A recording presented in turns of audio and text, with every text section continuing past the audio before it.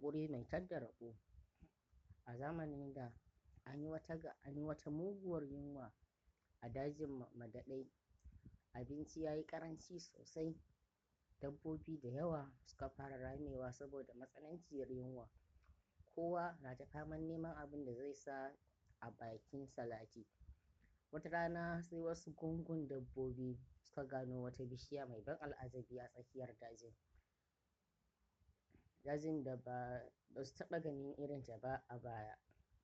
Wannan bishiya tana da wasu irin 'ya'yan itace masu kyau, manya-manya kuma suna sheƙi kamar zinare. Ƙamshinsu kuwa yana sanya yawun duk wanda ya shaƙa tsinkewa. Amma sai dai akwai wata matsala guda ɗaya. Wani tsohon biri mai hikima ya gaya musu cewa wannan itaciyar ana kiranta bishiyar laya. 'Ya'yanta suna maganin yunwa har na tsawon shekara ɗaya idan mutum ya ci guda ɗaya kacal. Amma sharaɗin shi ne sai kun yi haƙuri sun nuna da kansu sun faɗo a ƙasa. Duk wanda ya cire ɗan itacen ta ƙarfi kafin ya nuna zai iske shi da ɗaci kamar maɗaci, kuma ba zai amfane shi da komai ba, sai dai ma ya ƙara masa azabar wata yunwar. Jin haka sai zomo, wanda daman ya yi ƙaurin suna wajen rashin haƙuri, gaggawa da rashin natsuwa, ya ce a ransa, ni kam gaskiya ba zan iya wannan dogon jiran ba. Yunwa nake ji a halin yanzu ma, kuma ina ganin abincin sai na bari. Ba tare da ɓata lokaci ba, zomo ya yi tsalle ya haye bishiyar, ya dinga jijjiga rassan da ƙarfin tsiya.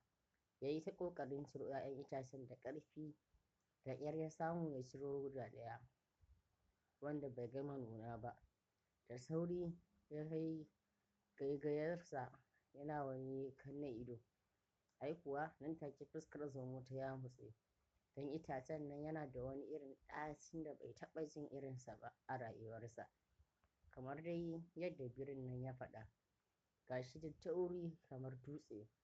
Ya tofar da shi yana ta faman kakari, wai don kada wanda ya fara haɗiya cikin gaggawa ya ƙarasa cikin hanjinsa, amma ina, sai dai ya makara. Ai kuwa yana shiga cikinsa ya ji wata sabuwar matsananciyar yunwa ta fara sassaƙarsa. Ji yake kamar ma an yashe 'ya'yan hanjin cikinsa, ga haƙoransa kuma su ma sun fara yi masa ciwo saboda yadda ya daddage ya dinga gaigayar ɗan itacen nan, har sai da ya ga ya gutsura da ƙarfi da yaji. Cikin takaici da ƙarin yunwa, zomo ya bar gindin bishiyar ya tafi neman wani abin a hargitse. Shi kuwa kunkuru, wanda ya kasance mai natsuwa da dauriya da kuma yin komai sannu-sannu, sai ya zo ya samu gindin bishiyar ya zauna zugum. Dabbobi da yawa suna ta masa dariya, suna cewa, kai kunkuru, za ka mutu da yunwa a wajen nan fa. Wannan jiran naka ba zai fishe ka da komai ba, don kuwa kamar jiran gawan shanu ne kake yi a nan. Kunkuru bai canza musu ba, ya tuna kalaman tsohon birin nan, ka zama mai haƙuri.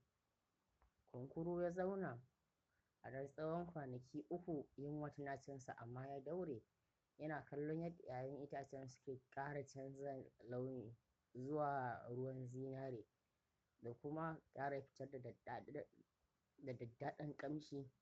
A rana ta 4 da sassafe sai ga wani babban ɗan itace nunanne mai taushi da sheƙi ya saki daga reshensa ya faɗo kan ciyayi da wata ƙara mai taushi duf a daidai gaban kunkuru. Cikin farin ciki da godiya ga Ubangiji, sai kunkuru ya ɗauki ɗan itacen ya fara ci.